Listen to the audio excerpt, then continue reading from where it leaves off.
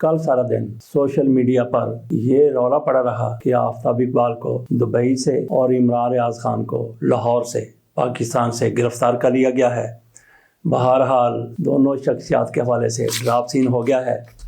वहाँ पे Dubai airport पर आफताब इकबाल को कहा यह जाता है कि कुछ लोगों की तरफ से पकड़ा गया, गिरफ्तार किया गया, हिरासत में लिया गया, या वहाँ से उनको कहा गया कि आप हमारे साथ चलिए, कोई सवालात करने हैं। उनकी अहलिया उनके साथ थी।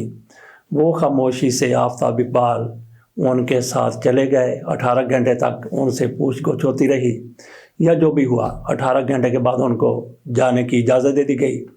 इस दौरान उनकी अहलिया की तरफ से वहाँ बार बार पूछा गया कि मेरे खामद को क्यों हिरासत में लिया गया है या क्यों एक साइड पे ले जाया गया है।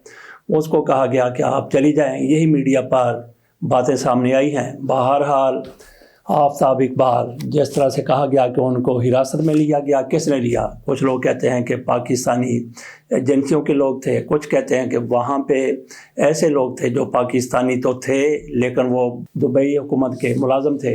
ये भी कहा जाता है कि आफताब इकबाल को जो लोग अपने साथ रह गए थे वो पाकिस्तानी तो थे लेकिन उनका पाकिस्तान की इंटेलिजेंस एजेंसियों से कोई तल्लुक़ नहीं था। वो वहीं के थे, वहीं के मुलाजम होंगे, दुबई हुकूमत के या मुत्तहिदा अरब अमारात की हुकूमत के। बहरहाल एंड हो गया, ड्राप सीन हो गया। आफताब इकबाल को रिहा कर दिया गया, उनको छोड़ दिया गया। वो कहाँ गए? अपनी अहलिया के साथ उन्होंने जहाँ भी जो भी उनका प्रोग्राम था उसके लिए चले गए। बहरहाल आफताब इकबाल का पाकिस्तान की फिल्म इंडस्ट्री तो नहीं, शोबिज़ में किसी हद तक बहुत बड़ा नाम है। इन्होंने वाहिद शख्स ने इन्फो एंटरटेनमेंट इंडस्ट्री को जिस तरह से पाकिस्तान में बढ़ाया, आगे लेकर गए, वो अपनी मिसाल आप है।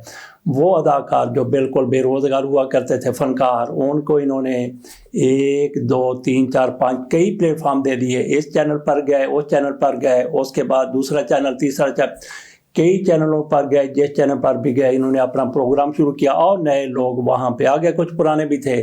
इस तरह से सैकड़ों उन लोगों के रोज़गार का ये बहाना बन गए जो लोग बिल्कुल बेरोज़गार होकर बैठे हुए थे या बेरोज़गार होने वाले थे। बहरहाल उनके सियासी नज़रियात की वजूहात की बिना पर उनको कुछ ना कुछ मुश्किलात का सामना है। अल्लाह ताला उनकी मुश्किलात को हल करे।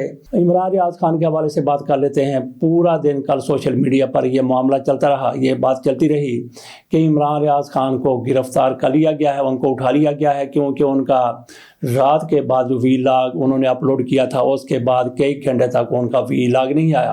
तो इमरान रियाज खान की तरफ से गुज़श्ता रात को एक वीलॉग किया गया जिसमें उन्होंने कोई ख़ास स्टोरी तो नहीं बताई। ये उन्होंने बताया कि मेरी आवाज़ जिस तरह से आपको आ रही है, मेरी तस्वीर जिस तरह से आपको आ रही है, इसी पर गुजारा कीजिए क्योंकि मेरे पास वो पहले वाला इक्विपमेंट और आलात नहीं हैं। तो इससे यही ज़ाहिर होता है कि उनको पकड़ा गया और पकड़ने के बाद मधोड़ कर छोड़ दिया गया। मधोड़ना ये होता है कि किसी को आप पकड़ लें, उसको कुट्टे मारें तुरंत, कोई धक्का इधर दे दिया, कोई धक्का उधर दे दिया, तो इसको फिर मधोड़ना कहते हैं। तो इमरान रियाज खान को उठाया नहीं गया था, गिरफ्तार नहीं किया गया था। बहरहाल उनका सामान उठाया गया। कैसे उठाया गया ये उन्होंने ख़ुद अपने वीलॉग में कहा है कि मेरा सामान जब वापस आ जाएगा तो उसके बाद बेहतर तरीके से वीलॉग हो सकेगा। तो ये तो बात हो गई इमरान रियाज खान के हवाले से और आफताब इकबाल के हवाले से। अब आ जाते हैं पाकिस्तान की वही सियासत जिसका हम रोज़ रोना रोते हैं। पहले बात कर लेते हैं हुकूमत और PTI के माबैन मुज़ाकरात हुए। मुज़ाकरात के लिए इमरान खान की तरफ से जो तड़ी लगाई गई थी उस पर हुकूमत ने अपनी मुज़ाकराती टीम का ऐलान कर दिया। नाम आपके सामने आ चुके हैं। कल उनका पहला इजलास हुआ, इब्तदाई गुफ्तगू हुई। इफ्तिताई इजलास में कोई ज़्यादा बातें तो नहीं हुई। उन्होंने अपना नुक्ता नज़र पेश करने की कोशिश की। इन्होंने कहा कि लिख के दे दें। तय पाया कि 2 जनवरी को फिर इजलास होगा। कल का इजलास 23 को हुआ था, आज 24 है और उसके एक हफ्ते के बाद ये लोग एक बार फिर बैठेंगे। बंदा इनसे पूछे कि क्या मजबूरियां थी, क्या हुकूमत की तरफ से PTI के इन लीडरों को, PTI की इस कमेटी को बत्ती के पीछे लगा दिया गया है, क्योंकि मुज़ाकरात करना और मुज़ाकरात को तूल देना और मुज़ाकरात को बगैर नतीजे के ख़त्म कर देना ये इस हुकूमत की ज़रूरत है। जितने इनके पास इख्तियारात हैं उसके मुताबिक ये एक भी मुतालबा मानने की पोजीशन में हरगिज़ نہیں ہے۔ عمران خان کی طرف سے 2 ہی مطالبے رکھے گئے ہیں۔ ایک تو انہوں نے کہا کہ جتنے انڈر ٹرائل قیدی ہیں ان کو رہا کیا جائے، دوسرا ان کا مطالبہ یہ ہے کہ 9 مئی اور 25 نومبر کے حوالے سے جو کچھ ہوا اس کو وہ مساکر کہتے ہیں، قتل عام کہتے ہیں، جو کچھ 26 نومبر کو ہوا وہ کہتے ہیں اس پر جوڈیشل کمیشن بنایا جائے۔ اور اس حوالے سے عمران خان نے 3 ججوں کا ذکر بھی کیا ہے۔ انہوں نے کہا کہ سپریم کورٹ کے سینئر موسٹ ججوں پر کمیشن بنایا جائے۔ سینئر موسٹ کون ہے؟ یحییٰ فریدی، اس کے بعد منصور علی شاہ اور ان کے بعد پھر منیب اختر۔ تو کیا یہ حکومت اس پر مان جائے گی؟ بہرحال دیکھتے ہیں کہ آگے کیا ہوتا ہے۔ اس سارے کے سارے کمیٹی کے لوگ جو مسلم لیگ نون کی حکومت کی طرف سے اعلان کیا گیا تھا اس میں سارے کمیٹی کے لوگ موجود تھے۔ ایک چودھری سالک اس میں موجود نہیں تھے۔ تو تحریک انصاف کی کمیٹی کے بھی 5-6 لوگوں کے نام ہیں، لیکن ان میں سے بھی صرف 3 گئے تھے۔ اجلاس میں شرکت کرنے والوں میں اسد قیصر، حامد رضا قاسمی اور ناصر عباس یہ تھے، جبکہ ان میں سلمان اکرم راجہ بھی ان کا بھی نام ہے، عمر ایوب کا نام ہے، علی امین گڈھا پور کا نام ہے اور حامد خان کا بھی نام ہے۔ یہ سارے کے سارے کمیٹی کے اجلاس میں نہیں تھے۔ کچھ لوگوں کی طرف سے کہا گیا کہ علی امین گڈھا پور مذاکرات کرنا ہی نہیں چاہتے، لیکن یہ ممکن نہیں ہے کہ عمران خان نے ان کا نام دیا ہو اور وہ انکار کر دیں۔